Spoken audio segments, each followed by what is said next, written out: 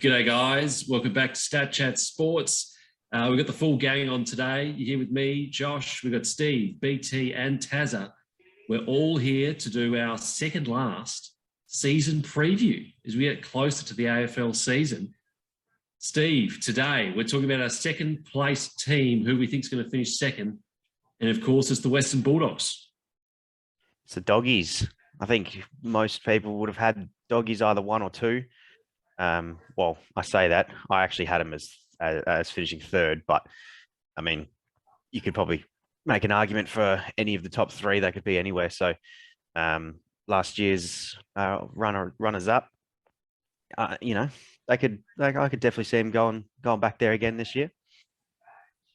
Taz, the strength of the team, you'd have to say, is the midfield. They just bat really deep. Yeah, look, we talk about the top four as all having strong midfields. This is the cream of the crop. Melbourne are great, Port great, Brisbane great, but in terms of A-grade elite stars running through that midfield and the rotation, this is it. This Stacks. Bont, McRae, Dunkley, Treloar. There's four genuine elite players, and you add guys like Lever, who's probably the best contested in and under player in the comp, who absolutely tore apart that final series last year. It's just star-studded, unreal.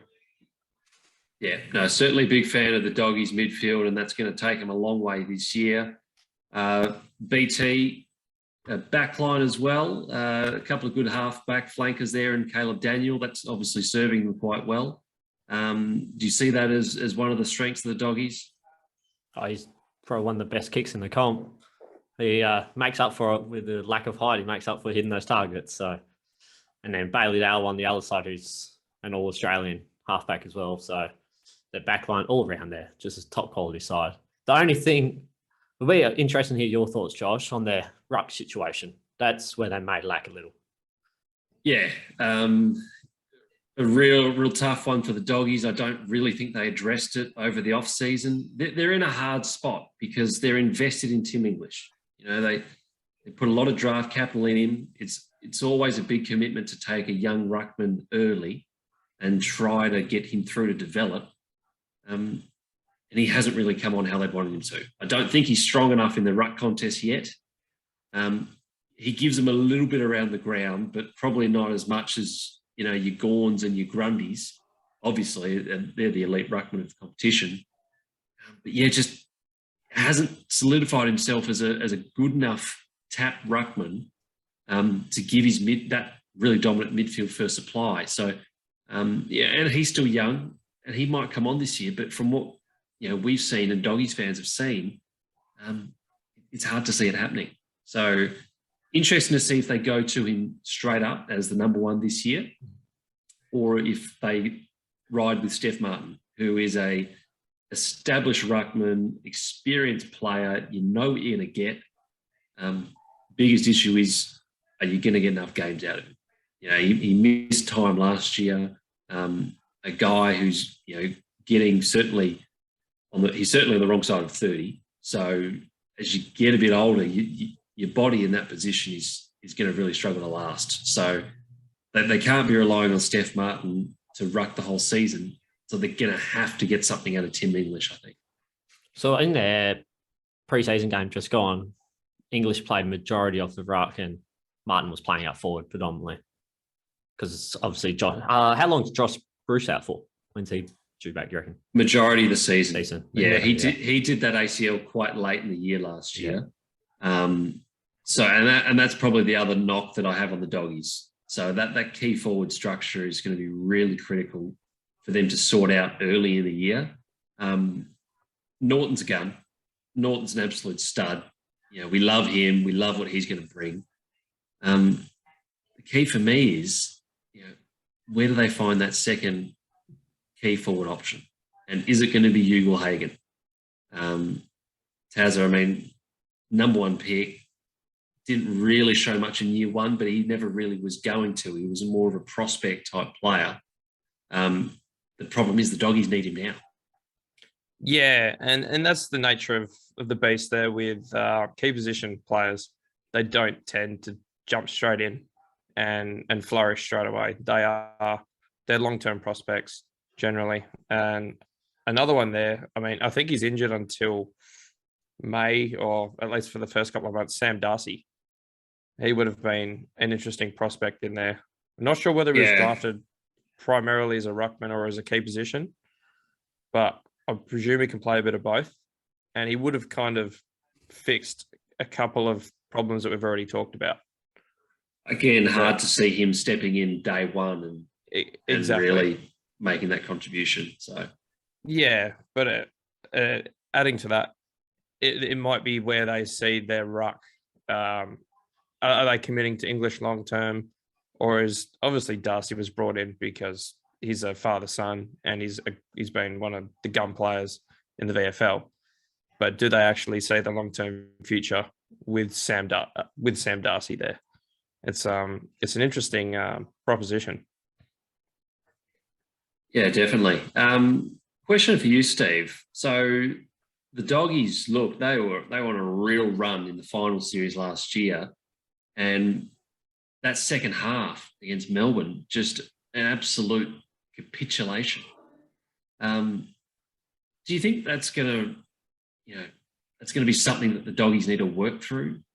Mentally, the breakdown that they had there. Is that something that's going to hold the Doggies back this year? It could.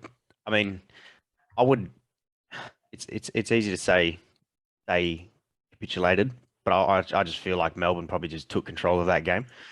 So it was maybe more so to the brilliance of Melbourne, more so than than the throwaway from the Doggies. But I think in any sport, if you lose a grand final in any manner, not just the way that they did, it's always hard to bounce back the next season.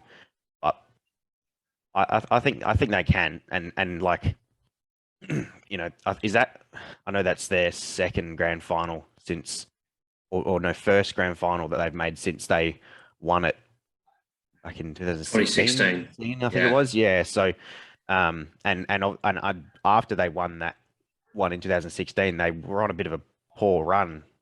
Correct me if I'm wrong, and it's taken them a little bit to sort of get back to the best that they could. So, I don't think it'll take them that long again. I think they'll be right up there.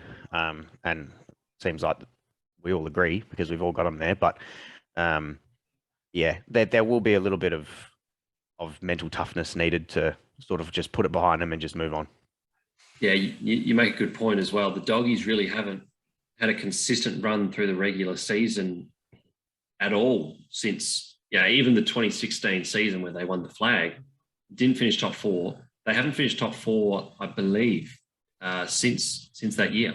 So didn't they finish 8th in that season? Didn't they just make the seventh in that year? So it will be really looking, I think, for a consistent, home and away season from the Doggies this year. And BT, like has been said, we all think that they've got the capability to do it with a pretty well unchanged list this year. Yeah, they're definitely going to be up there. Those top even 6 teams, I would say, you could probably throw a blanket over who's going to finish top 2, top 4. Hardly a list change. It'll be interesting. You're the only one who had them finishing top out of us 4.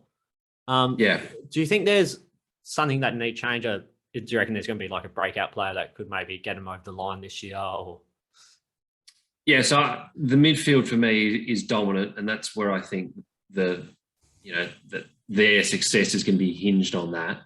I think they're going to sort out their key forward problems, so that's not really a concern for me. But one of the guys that I think is going to break out and is going to help that forward line issue is Cody Waitman. Forward pocket, had a pretty good year last year. He played the 16 games, he kicked 26 goals, looks lively, looks like he knows where the goals are. He's got that sense about him where he knows how to find the big sticks.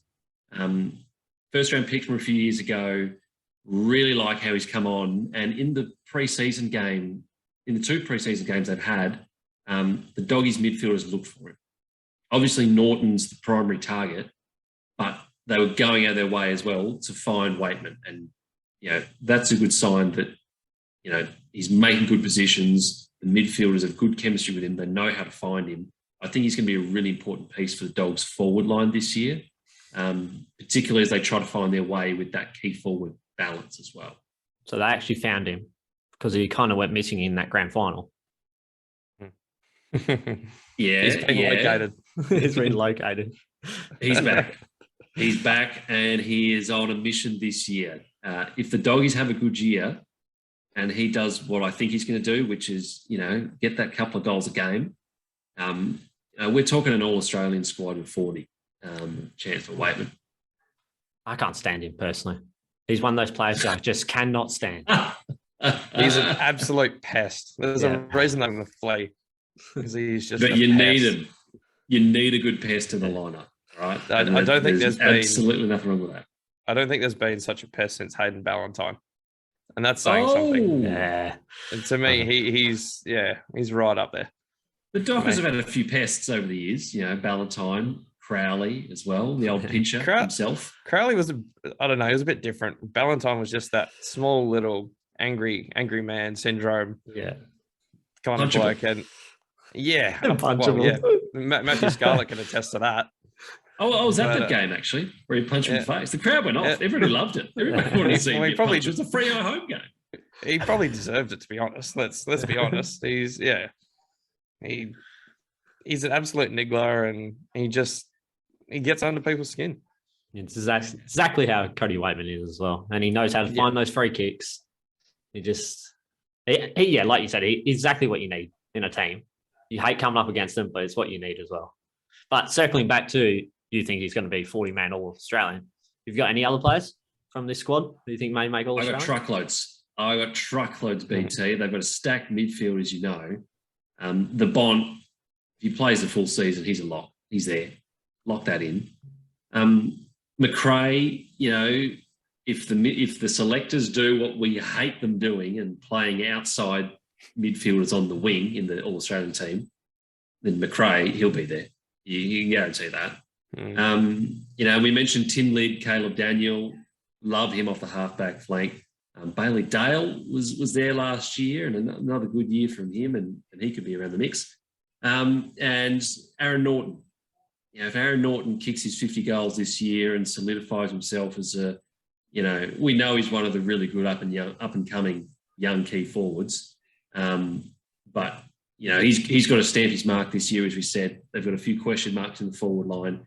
If he can be the alpha dog and kick that 50 plus, he's right there in the All-Australian discussion as well. Well, he doesn't have a problem marking the ball or finding the ball. It's if he can sort out that kicking, he's definitely going to kick your 50 plus goals and be up there for the Coleman for sure. On the other end of that, have you got a player who's under the pump, who may find their way in or out of the squad, or maybe even off the list? Old mate JJ, the man with the electric hair, Johannesson, he's squarely under the pump. I don't know if there's a spot. I think there is a spot in the 22 for him, but it's probably if injuries strike. Through that really good Dogs run, he was coming off that halfback flank, electric pace, won the Norm Smith, obviously. But I think it hasn't been able to live up to that hype. He'd probably be the first to say that. And I don't think that they really have a role defined for him. I don't think he's playing off halfback because he's not the best user of the ball, and they've got good ball users down there. And they're going to be using their half-forward flank roles to rotate their midfielders through. So I'm finding it hard to see where he fits. I think he's going to get games this year, but if he does, he's going to have to make the most of them, because I'm not sure he's going to get another chance after this year. All right, first, let's talk about that 2016 grand final, Norm Smith. I think we can all agree he did not deserve that Norm Smith medal. We were at that game, and he. We were there. That was. I mean, you got to give it to Boydie purely for the BT call, purely for the commentary call. Tom Boyd, unbelievable. He was a freak in that game. Even Liam Picken. Picken. He had a great final series from memory. That whole final series, he just was alive. I would have even put Josh Kennedy, and they lost above Johannesson. He had, 700 metres gained, but most of his disposals were turnovers. Yeah, he got all those meters gained, but I'm pretty sure he probably got more the other way. Yeah. They all come straight back. Yeah. It's the stat chats. The voters were just looking at the stats, looking at the posies, you know. We don't mind the stats, but the stats do lie. You got to look at the right stats. That's the key. So, but yeah, like I said, I think JJ's under the pump. I think he knows it. I think everybody knows it. So big year required from Jason Johans. So have you got any final thoughts on how you think the Doggies will win the premiership or even be the minor premiers this season, Josh, since you had them finishing top? Look, I think they're a great lineup. I think for me, it's not so much what the Doggies are going to do, because I think the Doggies are just going to do what they did last year, and that's just steamroll teams with their midfield dominance.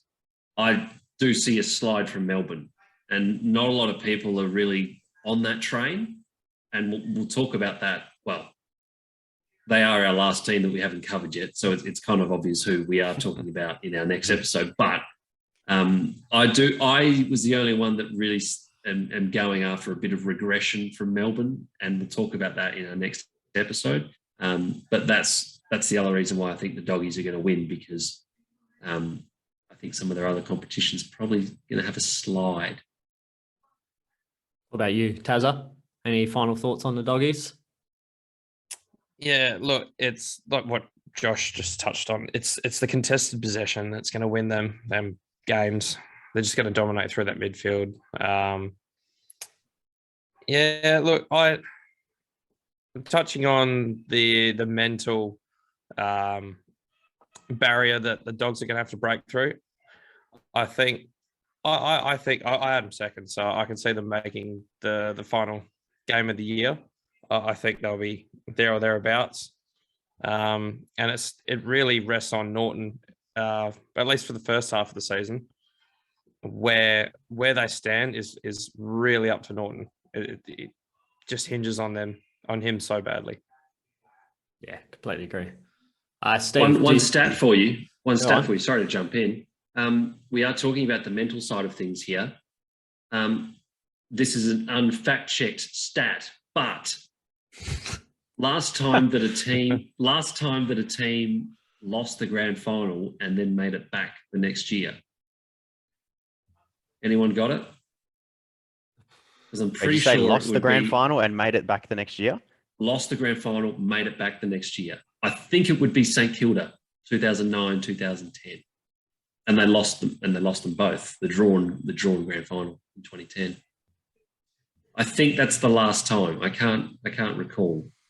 Aside from that, you're going back to sort of, the Swans and the Eagles back in 05, 06. But it's not often that a team loses that grand final and then is able to back it up. So, I mean, I'm tipping them to buck the trend, but it might be something to think about. The Hawks never lost one, and then Well, actually said, yeah, there you go. To be fair, that's right there. So 2012 they lost, and then the Hawks came back the next year and won 3 in a row. So my stats just been debunked, but sorry, I don't. It's not a common thing. It's not a common thing that teams do. It's a good point. 10 years ago, so yeah, the odds really probably aren't with them. And that's in any sport. I think whenever you lose a final series, a grand final, then it's very hard to back it up the next season in come any sport. Steve, how do you think the Doggies are going to go this season? Do you think they can make it all the way again? Can they win the whole thing?